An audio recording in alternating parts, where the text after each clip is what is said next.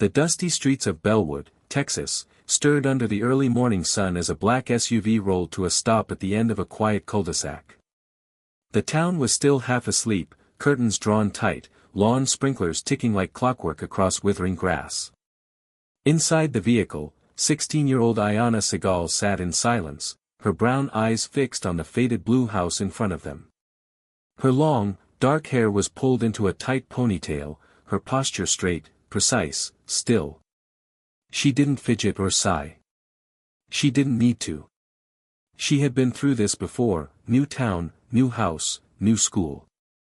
What differed this time was the silence in her chest, a growing hush that pressed inward, like the pause before a storm. Her mother, Yuki, turned off the engine and exhaled slowly, her fingers resting on the steering wheel for a moment longer than needed. "This is it," she said softly. "Your grandfather's old place. Our new beginning." Ayanna nodded but said nothing. She opened the door, stepped out into the dry Texas morning, and inhaled the sharp scent of sun-scorched earth and old timber. The house in front of them sagged slightly with age but stood sturdy, painted with the kind of hope that only faded with time. It was a house that remembered things. She could feel it in the air: stillness, but not peace. Watchfulness. As she walked toward the porch, she noticed curtains shift in the neighboring windows. People peeking, curious, suspicious. A slow-moving pickup passed by, the driver slowing just enough to stare before continuing. She was used to it. She had seen those looks before. Her father once told her, "People fear what they don't understand. But fear isn't your enemy. Losing yourself to it is." She held that memory close now as she stepped into the house. Inside, the space smelled of old wood and mothballs. Everything was neat but dated. On the wall hung a crooked photo, her and her father in Aikido uniforms, taken when she was 10. He stood behind her, one hand on her shoulder, his expression unreadable. Hers was different then, innocent, soft, open. She walked through the house slowly, absorbing the worn floorboards, the echo in the hallway, the weight of dust on windowsills. Each room carried the imprint of stories not hers, but she felt them settling over her shoulders like a familiar coat. Not threatening, just present. Upstairs, her room was simple. A narrow bed, a small desk, one dresser. She unpacked slowly, methodically, folding clothes with practiced grace, placing books on the shelves alphabetically, a silent rhythm that grounded her. That night, she lay in bed staring at the ceiling fan. It spun slowly, creaking, a tired lullaby. Her mother's soft footsteps moved through the hallway and paused at her door. Then came her voice, gentle but steady: "Remember what your father always said, calm is power." Ayanna closed her eyes. She remembered. She remembered the sting of his hand clapping her shoulder when she dropped her center of gravity during sparring. She remembered sweat dripping from her brow as she repeated the same movement 100 times until it became instinct. She remembered the silence after each practice, the space where strength wasn't about domination but discipline. Monday morning arrived like an unwelcome guest. Ayanna stood in front of the mirror wearing the standard Bellwood High uniform, navy skirt, white blouse, blazer. Her fingers moved quickly, braiding her hair with military precision before tying it with a dark ribbon. She didn't look at herself long. She didn't need to. She already knew who she was. She picked up her backpack, checked it twice, then walked downstairs where her mother was already sipping green tea at the kitchen table. "You'll do fine," Yuki said. "Just stay grounded." Ayanna nodded, slid on her shoes, and walked out the door. Bellwood High loomed ahead like a red brick fortress, neatly trimmed hedges along its lawn, rows of windows that reflected the rising sun like polished steel. Students gathered in clusters, their voices bouncing off lockers and stairwells. Most were white. A few Latino.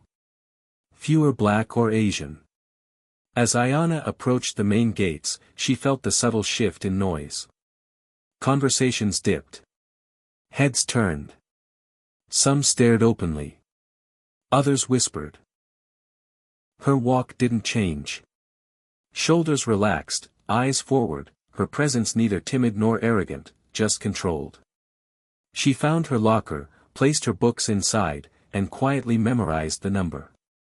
The day unfolded in a rhythm of muted tension. In chemistry, the boy next to her leaned over and grinned, "Where you from?" "Korea." She shook her head. "Japan," he guessed. When she didn't respond, he chuckled. "Figures. You all move like ninjas or something." The teacher ignored it. In English, she heard someone behind her whisper, "Kung Fu Barbie." She didn't turn. Just kept writing. At lunch, Ayana sat alone under a tree in the courtyard and unwrapped a neatly packed bento. The smell of rice and pickled vegetables wafted into the air. At a nearby table, a group of cheerleaders wrinkled their noses. "Oh my God, what is that smell?" one said. "Bat soup," another offered, laughing. Ayana ate in silence, her chopsticks moving delicately, unfazed on the outside, but inside, she catalogued it all. Every glance. Every smirk. Every word.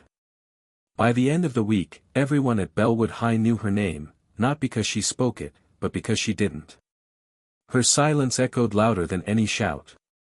In a place like Bellwood, where everyone wanted to fit into something, she stood apart simply by not trying. And that made her a target. They didn't understand her, and so they hated her.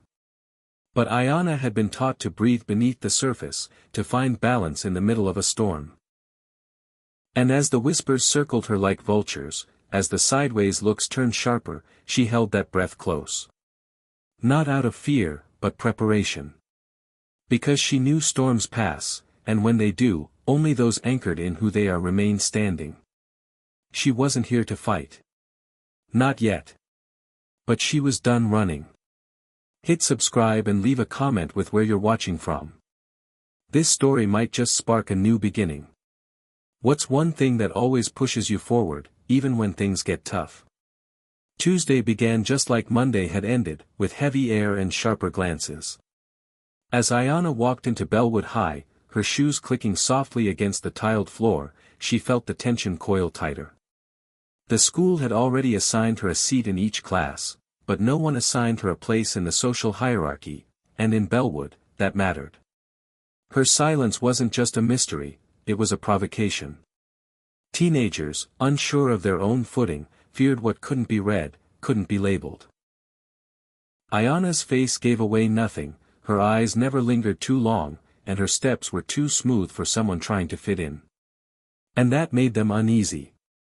People didn't know what to do with quiet strength. In history class, the teacher passed out maps for an assignment on global conflicts. When Ayana received hers, someone behind her coughed the word Pearl Harbor. She didn't flinch. A girl giggled.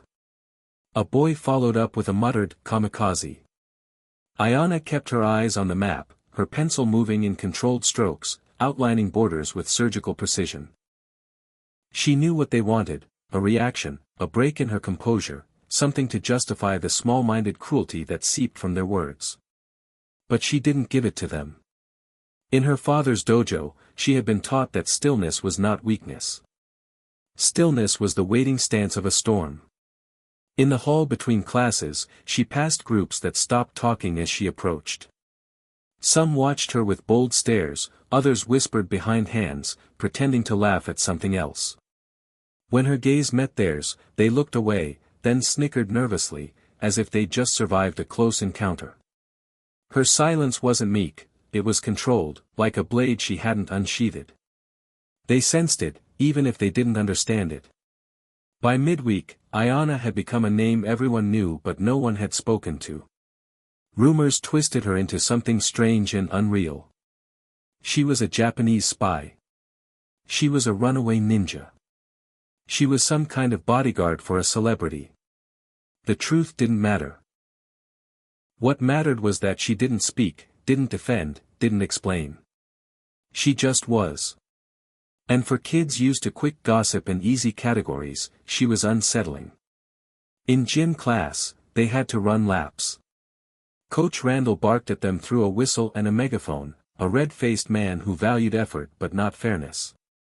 Ayanna laced her sneakers tightly, tied them twice, and stepped onto the track. She ran with even breaths, her strides controlled and smooth. Behind her, a group of boys jogged in a cluster, snickering and pointing. One of them, a broad-shouldered football player named Dylan, ran up beside her and nudged her arm. "Hey, Mulan," he said, "bet you don't even sweat like normal people." She didn't respond. He kept pace, mocking her breathing. "What, cat got your tongue? Or do you need subtitles?" Again, no answer. She just kept moving. A few of the others laughed, but it wasn't loud. There was a hesitation now, a note of confusion in their tone. They didn't know if they were winning or not. Later that day in English class, as she reached into her backpack, she found a folded piece of paper shoved between her notebooks. Unfolding it, she saw a crude drawing, a figure in a martial arts uniform with slanted eyes, labeled Miss Tokyo Terror. Underneath, someone had written, "Go back to Bat Country." She folded the paper calmly and placed it in her bag. She didn't cry. She didn't report it. She simply returned her attention to the chalkboard, her eyes once again unreadable. It was the same lesson her father had drilled into her for years: your reaction gives them the map. Without it, they're lost. At lunch, she returned to her solitary spot beneath the tree. The air was dry, and the sun filtered through the branches, dappling her food container with shifting shadows. Her bento box was neatly arranged: rice, grilled salmon, steamed vegetables, pickled plum in the center. She ate slowly, savoring each bite. At the nearby tables, students watched her out of the corners of their eyes, waiting for something strange to happen, some sign that she was about to snap, or that she was weirder than they already believed. But she just ate in silence, wiped her mouth with a cloth napkin, and packed everything back up when she was done. That afternoon, as she walked down the hallway to her last class, someone bumped into her shoulder, hard. It was Track Brower. The same smug grin he wore the first time they spoke stretched across his face like a mask. "You the new ninja girl, or are you just mute?" he said loudly, turning so the other students around them could hear. Ayanna looked up at him, her expression as calm as still water. "Excuse me," she said, her voice soft but direct, and tried to step past. He blocked her. "I asked you a question." There was a laughter behind him, shallow and mean. "I heard your dad's some washed-up action star," Track continued, leaning closer.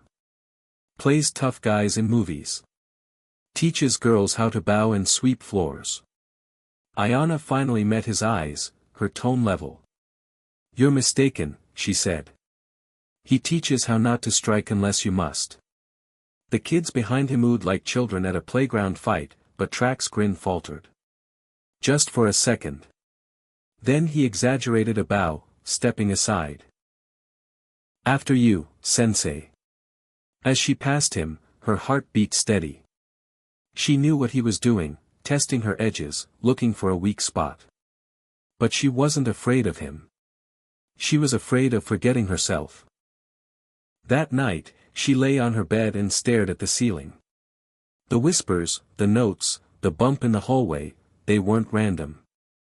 They were probes, small cuts meant to wear her down. She opened her phone and scrolled through old photos until she found the one of her and her father at a shrine in Kyoto. She remembered that day, how he had taught her to move like wind around a stone. When the world pushes, he'd said, don't push back. Move around it. She closed her eyes and whispered the words in English, in Japanese, then in silence. Control. Balance. Breath. But Bellwood didn't understand those things. And she was starting to wonder if silence here meant invisibility. And if it did, what would she do when they crossed the line? Friday arrived wrapped in an uneasy hush, as if the whole school held its breath, waiting for something to crack. Ayanna moved through the hallways with the same composure she had carried all week, her eyes forward, her steps exact. But inside, a quiet storm brewed. The insults weren't just coming from the mouths of a few bullies anymore. They had begun to take shape in silence, in the way teachers looked through her, in the way classmates cleared space in the halls like she carried a virus. She felt it most clearly in the small moments, when someone brushed past her and muttered a slur under their breath, or when she caught a text message blinking across a phone screen with her name next to a racial caricature. These weren't wounds anyone could see. They didn't bruise the skin. They bruised somewhere deeper. It began that morning with the locker. As Ayanna approached it, she could already feel it in the air, something was off. The students nearby pretended not to see her, but their silence was too orchestrated, too rehearsed. When she reached the door, her breath caught. Scrawled across the metal in red marker were 3 words, "Go back to China." Below it, someone had drawn a stick figure with slanted eyes, hands up in a kung fu stance. The letters bled into the metal like they'd been pressed hard. Deliberate. Permanent. Her hand hovered for a moment before she opened the locker and quietly placed her books inside. She didn't speak, didn't turn. Behind her, someone whispered, "Should have stayed in Tokyo Drift." There was laughter, sharp, cold, knowing. She stood still for a moment longer, then closed the locker gently and walked away. That evening, at home, she sat with her mother on the worn living room couch, the television glowing in front of them. An old movie was playing, Above the Law. Her father, younger, leaner, danced through a swarm of attackers on the screen. His movements were precise, fluid, almost graceful. He didn't speak much in the film. He didn't need to. He moved with purpose. Ayanna watched silently, her arms crossed over her chest, her posture tight. "He never raised his voice," she said softly. Her mother nodded, her eyes distant. "And he never raised his hand unless he had no choice." Ayanna's voice came low, almost a whisper. "But what if no one else is going to stop them?" Her mother looked at her, and then at the screen again.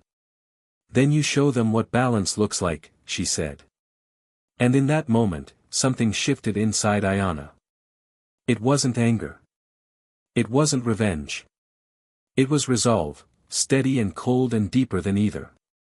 The kind of resolve her father had taught her to wield. She wouldn't strike. Not yet. But she wouldn't lower her gaze again. The next day, Saturday, Ayanna rose before dawn. The house was quiet, the world still tucked into sleep. She stepped onto the back porch barefoot and stared at the corner where the old martial arts mat still lay. Her father had brought it here years ago, during one long, humid summer. It was faded now, edges curling, but it was still strong. She walked onto it and closed her eyes. Her breath came slow. In. Out. In. Out. Then her body began to move. At first, it was clumsy. Her limbs had forgotten the rhythms. But muscle memory came back fast. Her feet began to glide, her hands tracing circles in the air. She dropped her center of gravity, rolled across the mat, popped back up, and turned. Her movements smoothed, her breath sinking with every shift. Her body remembered what her heart had buried, control through motion, power through softness. This wasn't fighting. This was returning to herself. She trained until the sky lightened and sweat soaked through her t-shirt. The silence of the morning wrapped around her like a cocoon. She didn't move with rage. She moved with precision. As the first cars started down the street and birds began their calls, she slowed, bowed to the mat, and walked back inside. The house was still quiet. She showered, dressed, and went on with her day. But something had changed. By Monday, the air around her had shifted. Her walk was even more deliberate. Her eyes no longer scanned the crowd. They were set forward like a blade. The students noticed. The same whispers followed her, but they had taken on a new tone, nervousness. Curiosity. That day, in biology, someone had left fake fortune cookies on her desk. Inside, each paper read something cruel. Karate chop your way home. Silent but sneaky. Bamboo Barbie. She read each one, then quietly stood, carried them to the front, and dropped them into the trash can without a word. Then she returned to her seat and opened her textbook. Later in gym class, the coach decided it was wrestling drills. Boy versus girl. Equal opportunity, he called it. Ayanna was paired with Dylan, the same thick-necked football player from the track. He laughed when he saw her. "This'll be quick," he muttered. On the first round, he lunged at her. She stepped aside, caught his shoulder, and guided him to the mat with minimal effort. The room went quiet. Dylan stood, red-faced. "Beginner's luck," he growled. Second round. He came in faster, angrier. She twisted, slipped behind him, and dropped him again. The silence in the gym grew heavier. A few kids clapped softly before stopping. Coach Randall raised an eyebrow but said nothing. Dylan got up slowly, brushing himself off. "Yo," he barked, "what is this, some ninja crap?" A few kids laughed, but not all of them. Up on the bleachers, Track leaned forward, his smirk wide and lazy. "Must be her old man's movie magic," he called out. Ayanna glanced his way. Her hands had clenched for a brief second. But in her mind, her father's voice returned. "If you let them control your emotions, they already win." She let the tension leave her fingertips, took a breath, and turned away. That evening, as the sky turned orange and the town began to sink into dusk, she took the long way home. Her mother was still at the clinic. The streets were quiet. As she rounded the corner near Maple and 6th, a black Dodge Charger slowed beside her. The tinted window rolled down. "Hey, Tokyo," Track's voice called out. "Need a ride?" She kept walking.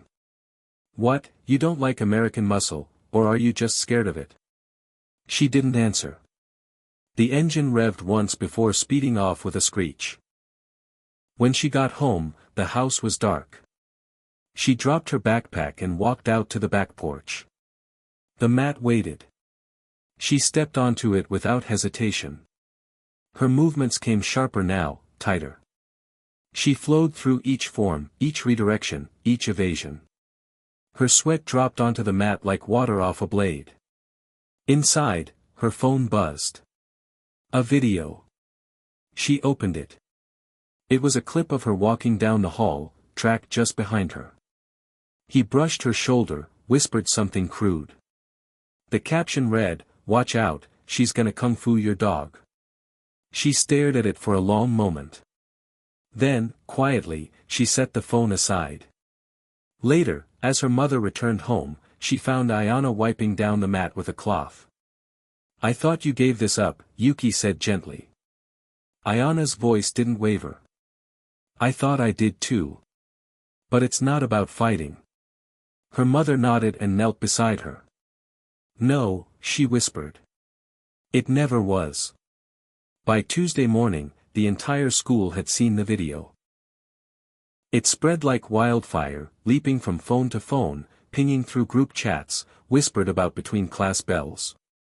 It was short, just a clip of Ayanna walking down the hallway, Track brushing past her shoulder, whispering something obscene that was drowned beneath hallway noise. But it was the caption that stuck. "Watch out, she's gonna kung fu your dog." Students laughed at the absurdity. Some reposted it with laughing emojis. Others added their own cruel edits. Ayanna didn't respond. She walked into school the same as always, uniform neat, braid tight, gaze forward, untouched on the surface. But inside, something had begun to crack, not from the insult itself, but from the way the world allowed it. No teacher mentioned the video. No counselor called her in. No administrator pulled Track aside. Silence hung over the faculty like complicity. She passed by a group of students in the courtyard who glanced up from their phones, then quickly looked away, embarrassed but not enough to stop watching. At lunch, soy sauce packets had been arranged into a smiley face on her desk.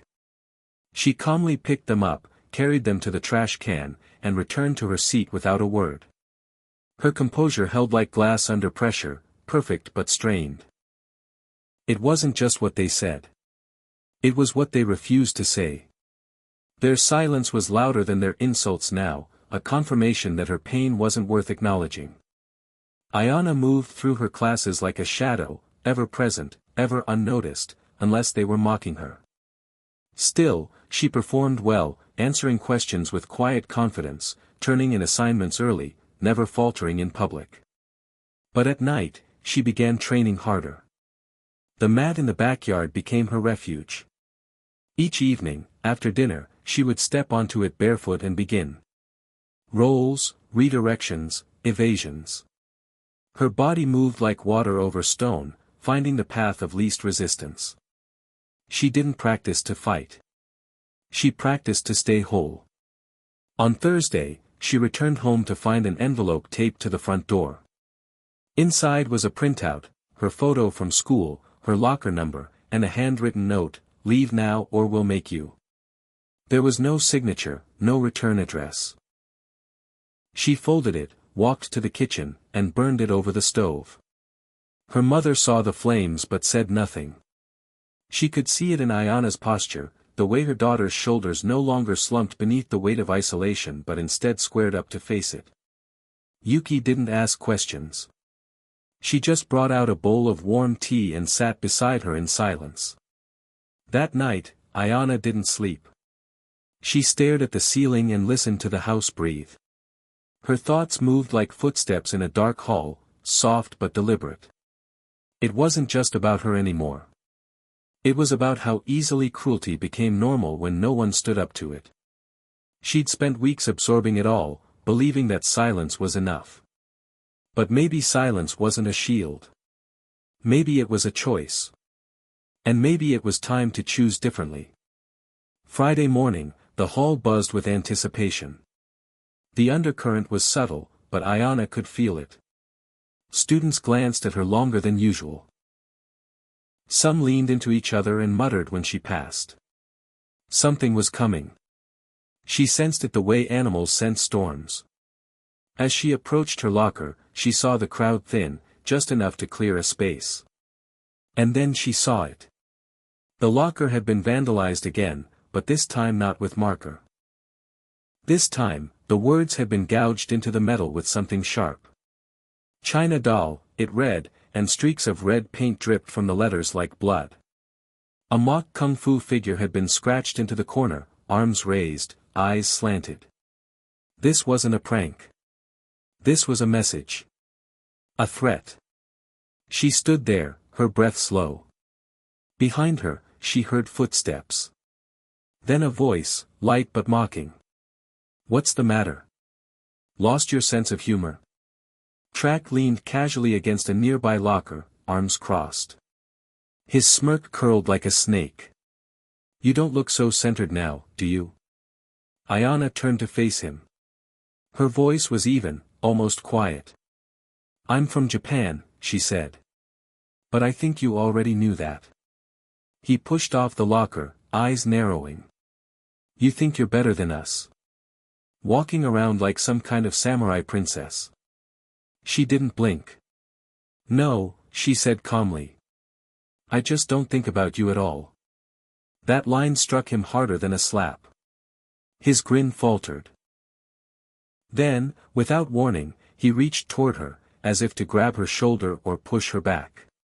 But she moved before he made contact, sidestepping in one fluid motion. He stumbled slightly, caught off balance. The hallway fell silent. Ayanna didn't raise her voice. She didn't posture. She simply said, "Next time you raise your hand, I'll treat it like an attack." And then she walked away. Whispers exploded behind her, but she didn't turn. Her hands were steady. Her pace was measured. She had shown her edge without drawing the blade. But something in the air had shifted. The storm was no longer coming. It was here. That night, she waited until her mother had gone to sleep.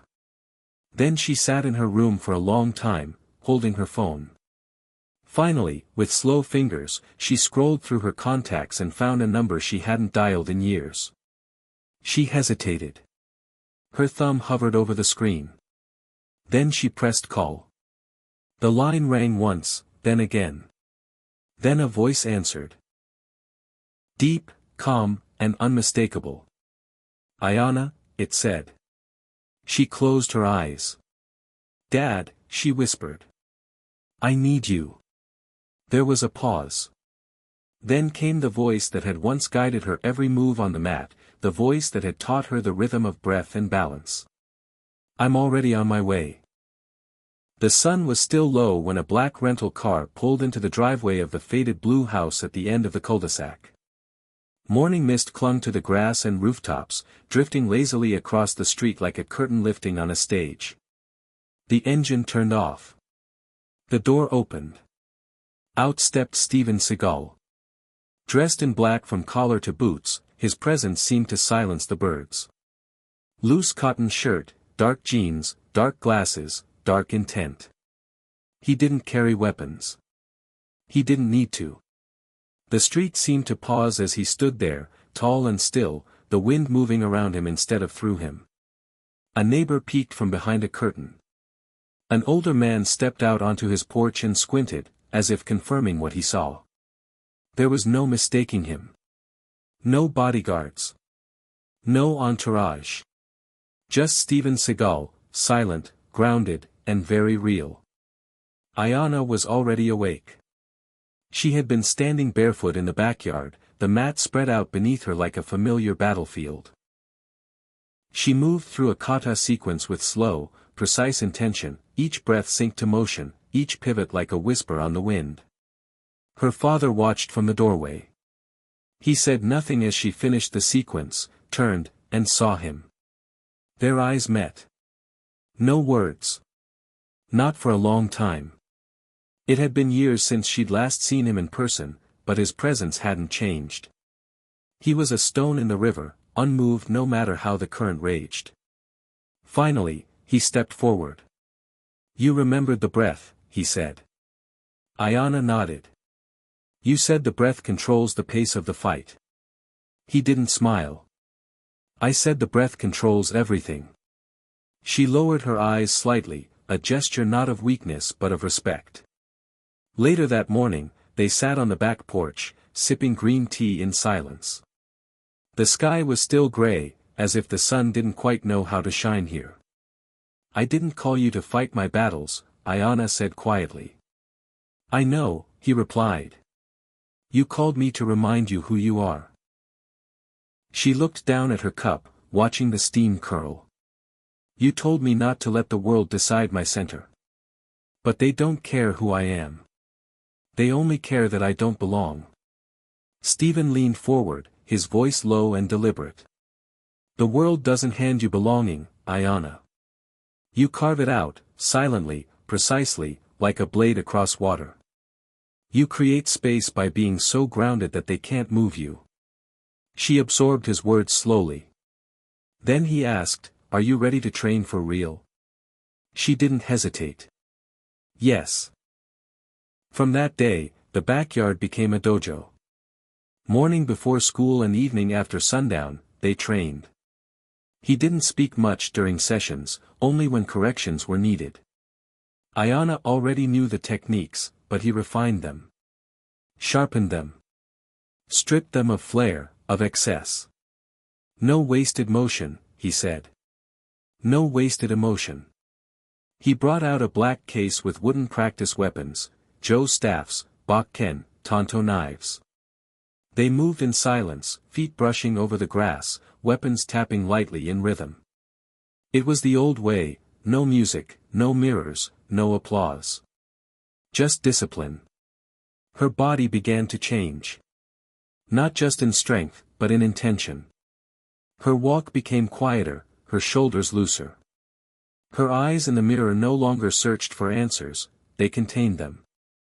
At school, the shift was noticed. She returned to her spot under the tree in the courtyard. Students still stared, but the looks had changed. Some were still cruel. Some were confused. Some were curious. But no one laughed anymore. No one dared touch her. Until Thursday. It began in the locker room after gym. Ayanna opened her locker to find her sneakers gone. In their place was a folded note, taped to the bench. She opened it slowly. Inside, block letters scrawled in marker, "Run back to your dojo, China girl." Below was a crude drawing, a geisha kneeling before a Confederate flag. She stared at it for a long moment. Her face didn't change. She folded the paper carefully, slipped it into her backpack, and walked out of the locker room in her socks. In the hallway, voices called out behind her. "Forgot your shoes, Mulan." She turned. Track stood at the end of the corridor, leaning casually against a locker. His voice was light, but his eyes were hard. "Heard your dad's in town," he said. "Guess that means you need protection now." Ayanna didn't answer. He stepped closer, his voice low enough that no one else could hear. "What's he gonna do, kung fu all the bullies?" She stepped toward him too, matching his posture. "I don't need him to fight my battles," she said evenly. "But you should pray he doesn't see what you've been doing." That cracked his mask for a split second. The swagger faltered, the smirk twitched. Then it returned, sharper, more venomous. "You don't scare me," he hissed. "You're not supposed to be scared," she whispered back. "You're supposed to be better." She turned and walked away. He didn't follow. "For all the attention," he said. "You're practically famous now. People know your name. They whisper it like it means something." Ayanna stared at the grains of rice in her box. "I didn't ask for any of it." Track leaned in closer, lowering his voice. "Doesn't matter. You're the show. So let's give them something to remember."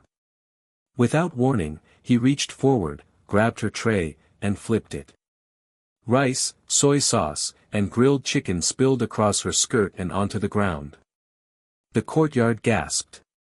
Then silence. Then a few laughs, nervous and forced. Ayanna didn't move at first. A strip of chicken slid down the edge of her knee. Her chopsticks lay broken on the pavement. The sauce soaked into the white of her blouse like a bruise. Phones were filming now. Dozens of them. Held high, angled for drama. The school fed on spectacle. It always had. Slowly, deliberately, Ayanna stood. She didn't wipe the food from her clothes. She didn't raise her voice. She looked Track in the eye. The smirk on his face was starting to crack, ever so slightly. She picked up the empty tray, set it neatly on the table, and folded her hands behind her back. Her voice carried across the courtyard, quiet but undeniable. "After school. Stadium parking lot." Track blinked. "What?" She didn't repeat herself. She just kept looking at him. "If you win," she said calmly, "I'll transfer. I'll disappear. But if I win, you leave me alone. You apologize to everyone. And you stop this." He scoffed. "Is this a challenge?" "It's a choice," she replied. "If you want to keep pretending you're king of this place, meet me there." The courtyard lit up like a wildfire. Murmurs exploded into full-blown whispers, students exchanging glances, messages flying across group chats. Track looked around, his eyes scanning the sea of faces watching him. His pride was on the line. And he couldn't say no. Not in front of all of them. Not with his reputation coiled so tightly around his ego. He puffed out his chest and grinned. "You're on," he said. "Just don't cry when it's over." Ayanna turned and walked away, her back soaked in sauce, her stride steady as ever. She didn't look back. That night, Ayanna sat with her father under the porch light. She told him everything, about the locker room, the vandalism, the rumors, the videos. Her voice didn't rise. Her face didn't twist with emotion. But Stephen saw it. The quiet fury in her eyes. The resolve. You know, he said slowly, there's a difference between silence and submission. Ayanna nodded. I've been learning the difference. He looked at her with steady calm. Then it's time to choose your moment. She met his gaze. How will I know when it's right? He didn't blink.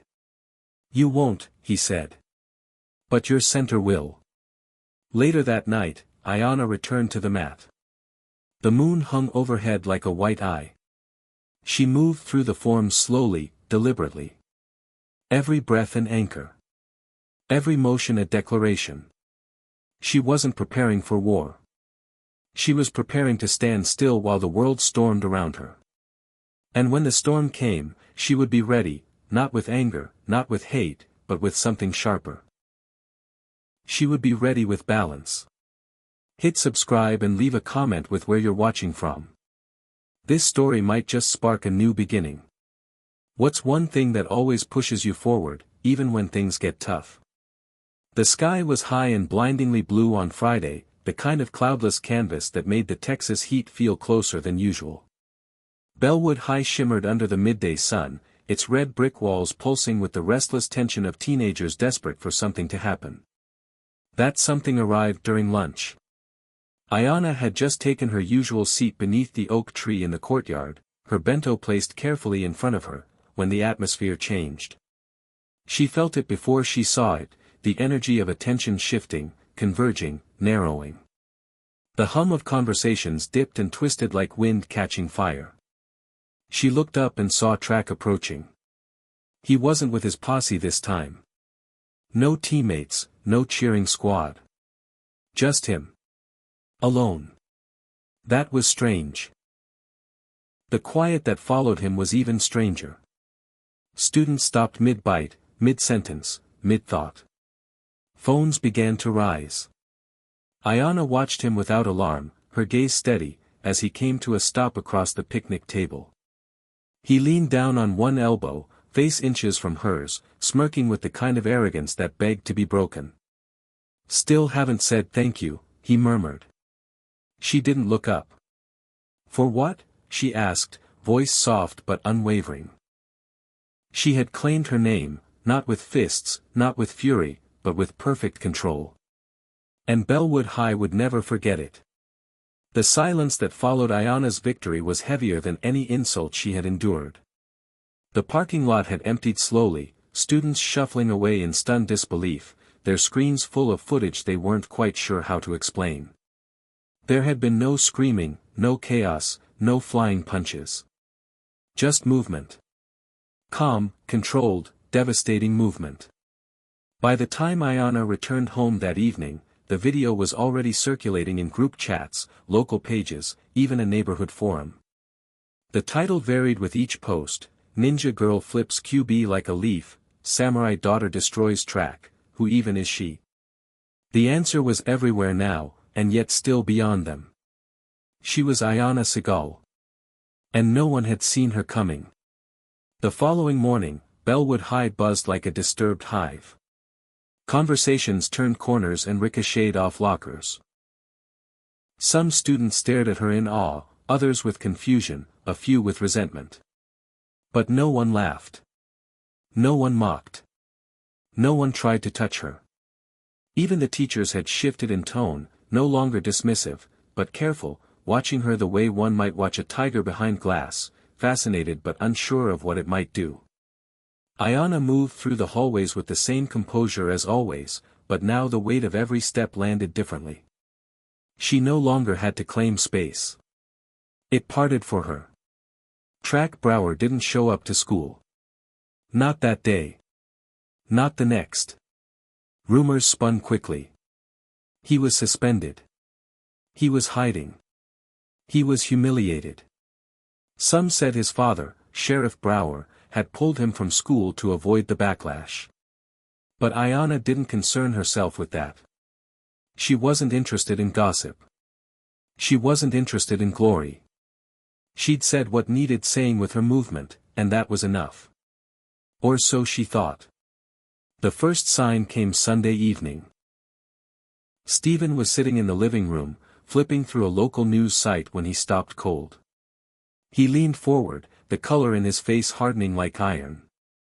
"Ayanna," he said, his voice low.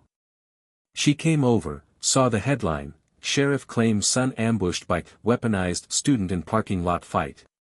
Below it, a still image from the video, paused at the moment Ayanna had knelt over track on the pavement. But the article's tone was twisted. The sheriff claimed it was premeditated. That his son had been baited. That Ayanna's martial arts background made her dangerous. That Steven Seagal's presence proved this was all staged for attention. That evening, the sky turned orange with dusk, and the air held a sharpness that hinted at storm clouds far away. Ayanna stood in the parking lot behind the stadium, dressed in black sneakers, gray athletic pants, and a light hoodie. Her braid was tight. Her hands were loose at her sides. Across the lot, Track stood in his varsity jacket, sleeves rolled, jaw clenched. His friends lingered nearby, holding phones, their voices hushed. Even a few teachers had shown up under the pretense of supervision. No one intervened.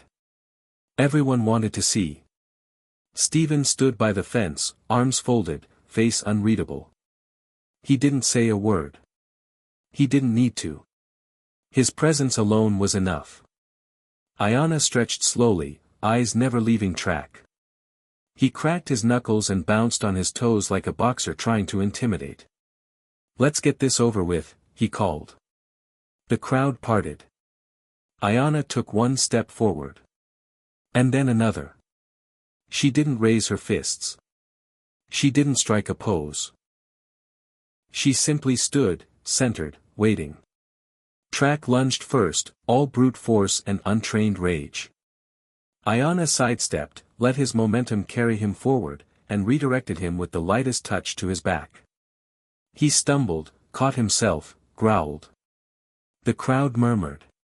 Phones zoomed in. He spun and swung hard. She ducked, her body flowing under the arc of his arm like water beneath a bridge. His balance broke. She swept his leg with a low turn and he crashed to the pavement, back slapping the ground hard. Gasps rose around them. Track stood, red-faced, furious now. "Fight me," he barked. "Stop dancing." He charged again, but Ayanna didn't flinch. She moved low, stepped into his space, caught his arm mid-swing, and turned her hip into his. In one fluid motion, she flipped him over her body. He hit the pavement again and this time didn't rise so quickly. Ayanna knelt over him, her knee near his ribs, one hand pressed lightly on his chest. Her voice was low. "This ends here. Or next time, you won't get up." She stepped back, let him breathe, and stood tall as the courtyard drowned in silence. No one cheered. No one laughed. It was too clean, too calm, too final. Stephen nodded once from the fence. He didn't smile. Ayanna didn't either. They didn't need to. She hadn't just won a fight. She had made a statement. And every eye watching knew it. She walked away from Track without looking back, her shoes clicking softly on the pavement, her braid swaying gently behind her like a banner that didn't need words. "They're going to turn it," Ayanna said quietly, staring at the screen. "Make me the threat." Stephen didn't look away from the article. "You already are," he said. "Because you didn't break. And they expected you to." By Monday morning, the school sent out a mass email to all parents, vaguely referencing an incident involving student conflict and promising a formal investigation. When Ayanna arrived, she was pulled from her first class and asked to report to the counselor's office. The tone was polite, but the undercurrent was clear. This wasn't support. This was containment. Principal Dunley sat behind his desk with an expression that tried to be friendly but settled somewhere between awkward and patronizing. "Ayanna," he began, folding his hands, "we're concerned for your well-being. And the well-being of our school community. She didn't respond. Now, I've seen the video, he continued, and I understand you were provoked. But here in Bellwood, when students have problems, they don't take it to the parking lot. They talk to an adult. Ayana's eyes narrowed slightly. I did talk. No one listened. Dunley cleared his throat. Regardless, what happened has drawn a lot of attention. And we can't allow physical altercations to define how our students handle conflict. I didn't start anything, she said. He dumped food on me. I challenged him to a clean match. I defended myself. Dunley's voice hardened. You embarrassed the sheriff's son. She leaned forward, her voice like flint. He embarrassed himself. That got a twitch out of him, a flicker of something less composed.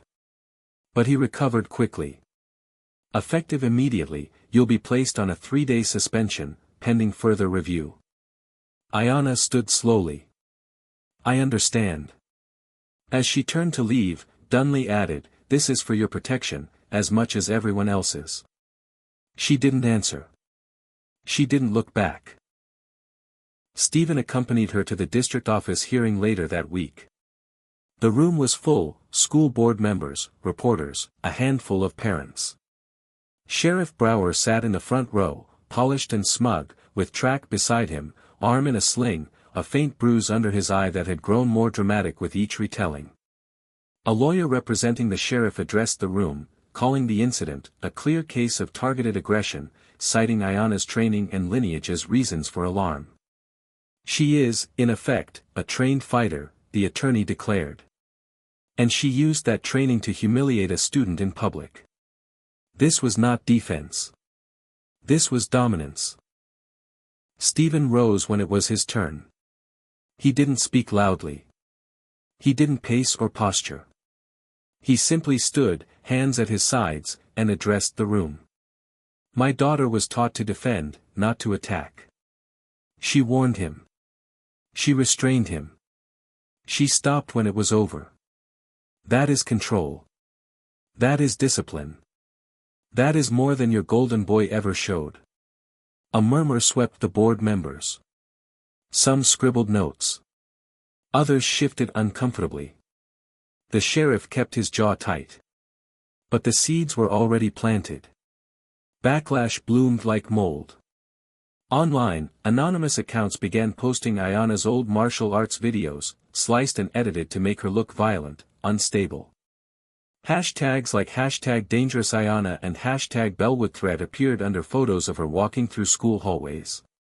Conspiracy theories surfaced, suggesting the fight had been staged for clout, for Stephen's career, for some twisted legacy play.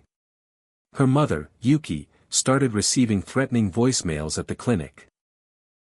One night, a brick wrapped in a Confederate flag smashed through their front window. Ayana didn't scream. She didn't call the police. She swept up the glass in silence while her father repaired the frame. They said nothing. But the quiet that night felt different. Heavier. Older. Like something sacred was being tested. During her suspension, Ayana didn't rest. She volunteered at the local community center, offering self-defense classes to young girls. At first, only 2 showed up. By the 3rd day, there were over 20, black, white, Latino, Asian, all standing barefoot in rows, following her movements, listening to her speak not just about fighting, but about standing. Your body is not a weapon, she told them. It's a boundary. You defend it with grace, not rage. The local news caught wind. A reporter arrived, quiet and respectful, and asked for an interview. Ayana stood in the center of the mat, surrounded by girls mimicking her every step. What would you say to Track now? The reporter asked. Ayana looked into the camera without blinking. He made a choice. I made mine. But I've moved on. That night, the segment aired across town. The tone was fair. The footage clean. But not everyone was ready to accept the truth. And somewhere, in the shadows of power and pride, Sheriff Brower was watching. Planning. And he was far from done. Ayanna stood at the edge of the sidewalk, the air sharp against her skin, the sound of her own breath calm and unshaken. The center was always there, that still point her father had spoken of, and now she carried it everywhere she walked. But even the strongest center couldn't hold back what came next. The segment on her community class had aired less than 48 hours ago, and for a brief moment, the narrative had begun to shift. Viewers saw a poised teenager teaching with grace, offering strength to girls who had never been taught to stand. There were messages of support, emails from other towns, invitations from schools. But those ripples of understanding hadn't reached Bellwood's deeper waters, not yet. Not with men like Sheriff Brower pulling the strings behind the curtain. On Thursday night, Ayanna was walking home alone after the last self-defense class of the week. The sky was heavy with clouds, and the streetlights blinked on one by one as she made her way past rows of sleeping houses. At the corner of Maple and Clay, a black pickup roared up beside her, tires spitting gravel. The truck door slammed open, and Sheriff Brower himself stepped out. His uniform was gone, replaced by jeans and a hunting jacket. A half-empty bottle dangled from his hand. His face was red and twisted with something far more dangerous than anger, wounded pride. "You think you can humiliate my son?" he barked, voice thick with liquor and venom. "You think I won't make this right?" Ayanna didn't run. She didn't raise her voice. She adjusted her backpack and said, "Go home, Sheriff. You brought this on yourself." But he was already charging. He wasn't fast, but he was heavy, and he meant to hurt her. She stepped aside just as he reached her, grabbing his wrist mid-swing, using his momentum to turn him gently but firmly to the ground. She didn't slam him. She didn't strike him. She just controlled him, the way she'd been taught, until he was on the pavement, groaning in frustration. The moment froze in silence. Then headlights cut through the dark. A squad car pulled up fast, tires screeching. Two officers jumped out, confusion flashing across their faces as they recognized their boss on the ground and Ayanna standing over him. "Sheriff Brower," one officer called cautiously, "you're under arrest for assault while intoxicated." The sheriff tried to rise, sputtering, "She attacked me. She's dangerous." But the dashcam had caught everything. So had the officer's eyes. Stephen arrived minutes later. He parked, stepped out, and saw his daughter standing in the middle of the street, breathing slow and even. He said nothing, only walked over and placed his hand gently on her shoulder. That touch carried no surprise, no fear, just acknowledgement. She had done exactly what he had taught her. She hadn't fought back. She had responded with mastery.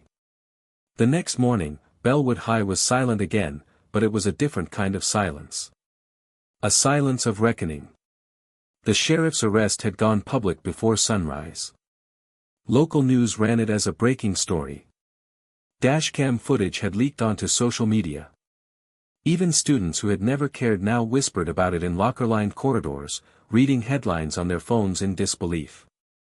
"Sheriff Brower arrested for assaulting student," one banner read.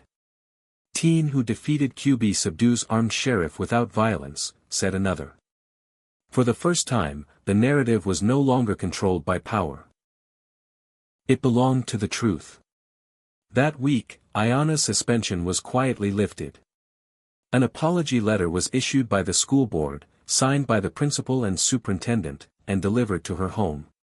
But Ayanna didn't return to the cafeteria or her quiet spot under the tree. She didn't need to reclaim those spaces. She had moved past them. Instead, she returned to the community center, where her class had nearly doubled. Mothers began bringing their daughters early. Fathers stood in the back of the room, watching silently, arms folded. Ayanna taught without flourish. Every gesture was clear. Every command gentle but firm. The mats were worn now, and the room smelled of sweat and determination. But the energy had changed. The fear had lifted. In its place was respect. Back at school, whispers no longer followed her like shadows. Students stepped aside, not out of fear, but out of something deeper. A few began nodding at her in the halls. One teacher, who had once ignored the bullying, stopped her after class and simply said, "Thank you." Even students who had laughed at her before now kept their distance, but with a kind of quiet acknowledgement. Track never returned.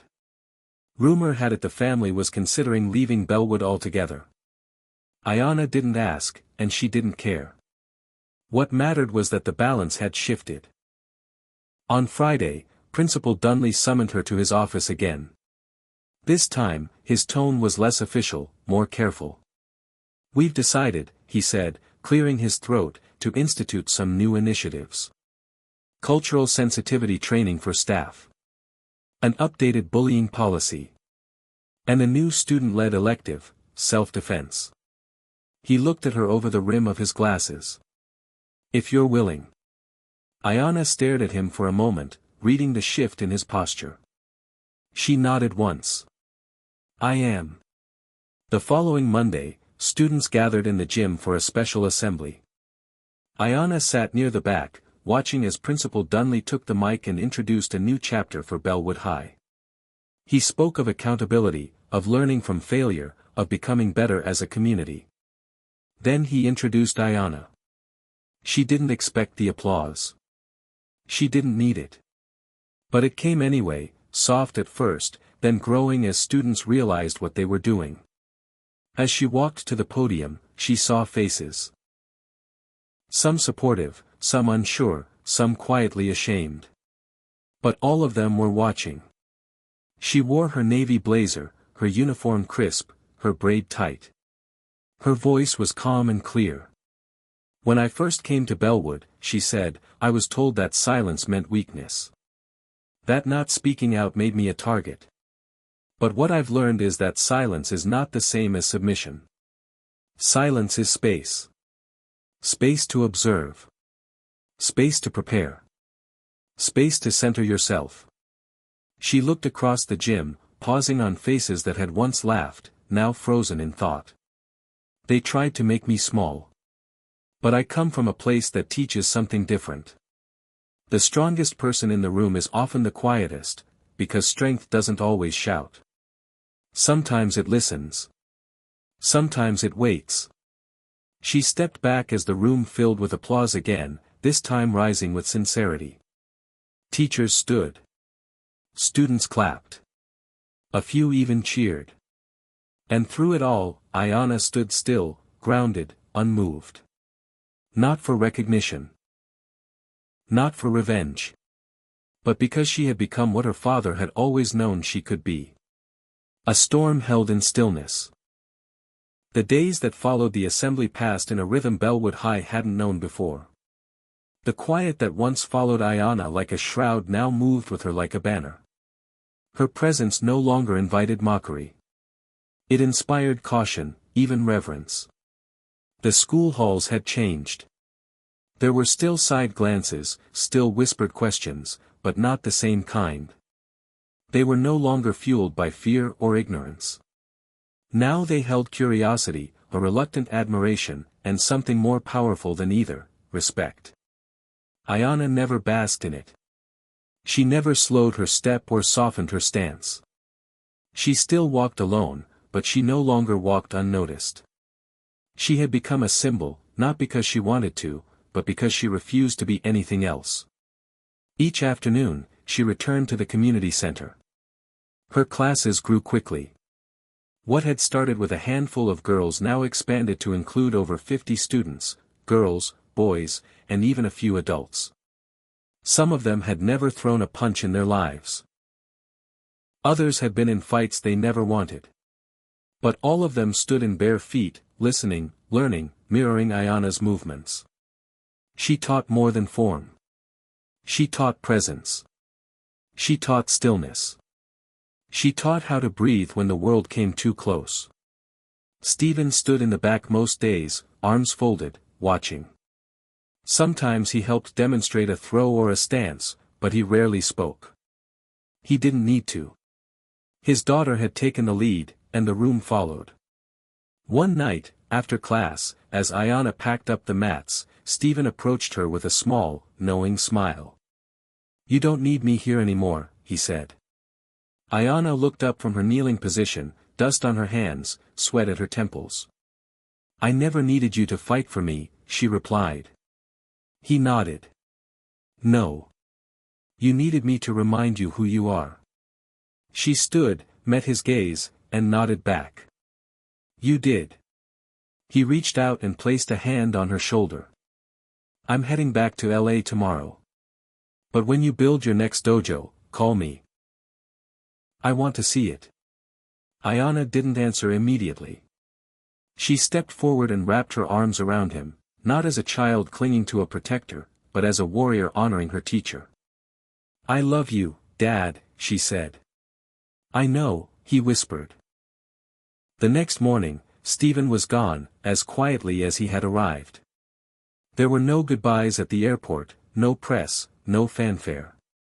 Just an empty mat in the backyard and a quiet strength that lingered in the house like incense after prayer. Ayanna didn't miss him with sadness. She missed him like she missed a part of herself she had now reclaimed. She carried him in the way she moved, in the way she breathed, in the way she stood when everything else tried to make her kneel. A week later, an email arrived from the school principal. Bellwood High was preparing its end-of-year ceremony, and they wanted Ayanna to speak. At first, she hesitated. She wasn't drawn to microphones or attention. She wasn't a performer. But her mother encouraged her with a soft smile. "This town listens to you now. Say something worth hearing." So she agreed. On the last day of school, the gymnasium filled with students, staff, and parents. The bleachers buzzed with energy as kids whispered and parents adjusted camera phones. When Ayanna stepped onto the stage, the room quieted immediately. She wore her uniform, clean and sharp, her braid tight against her back. She looked out over the sea of faces. Some familiar. Some wary. Some transformed. And then she spoke. "When I first came to Bellwood," she said, "I didn't expect to be noticed. I expected to survive quietly, to pass through without a ripple. But silence doesn't protect you from cruelty. It only teaches you to carry it alone." The room was still. Every breath seemed to wait on her next word. "They told me silence was weakness. That not speaking made me small. But I learned something else. I learned that silence is not surrender. Silence is space. Space to observe. To prepare. To anchor yourself when the world tries to push you over." Her voice was calm, unwavering. "They tried to make me feel like I didn't belong. They tried to make me feel ashamed of where I come from, of who I am. But I come from discipline. From tradition. From breath and balance and restraint. I come from people who fight only when they must, and only with purpose." She paused and scanned the room. A few heads were bowed, not in prayer but in quiet recognition. Some students watched her with wide eyes, not blinking, afraid to miss a word. Others nodded slowly, their hands gripping the edges of their chairs. "Strength doesn't always shout," Ayanna continued. "Sometimes it listens. Sometimes it waits. But when the time comes, strength moves, and it moves with purpose." The applause didn't erupt. It unfolded. First a few claps, then more. Then the whole gym echoed with it. Not the wild clamor of surprise, but the steady rise of respect. When she stepped down from the stage, a line of students waited, not to gawk, not to mock, but to speak. Some said thank you. Some said nothing at all, just nodded with eyes that meant more than words. Later that week, Bellwood High unveiled a mural in the main hallway. Ayanna, mid-motion, caught in the graceful arc of an Aikido throw. Above her image were the words she had spoken that day: "Move with purpose. Stand with peace. No ribbon-cutting ceremony. No press release. Just paint, light, and the silent truth of what she had taught them. That summer, the community center expanded its partnership. Regional organizations joined in, and Ayana's program, now named Stillpoint, was offered in 3 nearby towns. She traveled by bus after class, her uniform folded neatly in her bag, her notes marked with small lessons in stillness, breath, and dignity. She was invited to speak at colleges and schools, and her name began appearing in magazines and local media. But she never forgot where it started. It started on a cracked backyard mat. In a town that didn't want her. In the quiet breath between being broken and becoming unshakable. The Texas summer settled over Bellwood like a thick, golden shawl, stretching the days with heavy heat and stillness. Cicadas buzzed in the trees as Ayana walked the familiar sidewalk to the community center, her steps light but firm, her presence no longer strange to the town. Every corner of Bellwood had once been a place of quiet resistance for her, a silent fight against prejudice and ridicule. But now those same streets nodded in acknowledgement. At the grocery store, a clerk who once looked through her now offered a quiet, "Good morning." At the post office, an elderly woman reached out to place a gentle hand on her wrist and simply said, "My granddaughter talks about you every day." Even the sheriff's name faded from conversations, buried beneath embarrassment and consequence. Bellwood was not fixed.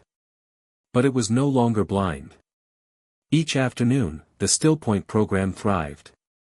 Kids who had once been too afraid to speak now stood tall beside Ayana, mirroring her movements, repeating her mantras. Boys learned to bow before sparring, girls learned to breathe before speaking, and parents stood along the walls with arms crossed, expressions tight with wonder. Ayana never boasted. She never raised her voice. She simply taught, the same way she had been taught, passing on what she once believed she had lost. Stephen's words lived in her rhythm. Her mother's quiet support echoed in the warmth of the space. She moved through the center like a current of calm, pulling others toward her without force. The media requests kept coming. More than ever after Bellwood High officially renamed its gymnasium.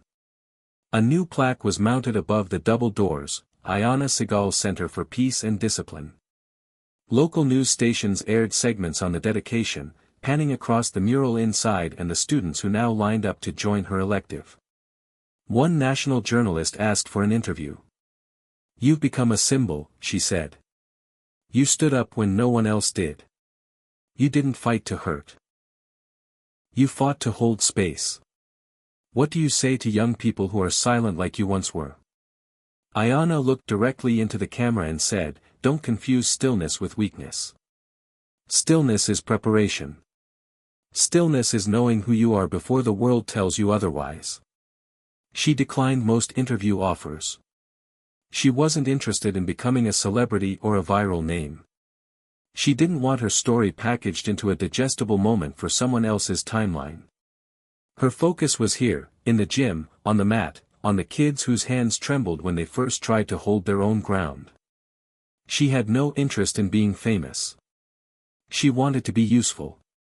Her classes continued to fill. Soon, she had to split sessions by age groups. She created rotations, lesson plans, mentorship pairings. Her mother helped organize community nights and wellness check-ins for struggling parents. The center pulsed with life and healing. She was building something that would outlast a viral video or a name on a wall. She was building a way forward. One afternoon, a girl named Riley, no older than 12, stayed after class. Her eyes were red-rimmed, and her voice trembled when she asked, "How do you stop being scared all the time?" Ayana knelt so they were eye level. She didn't offer empty words. She didn't dismiss the fear.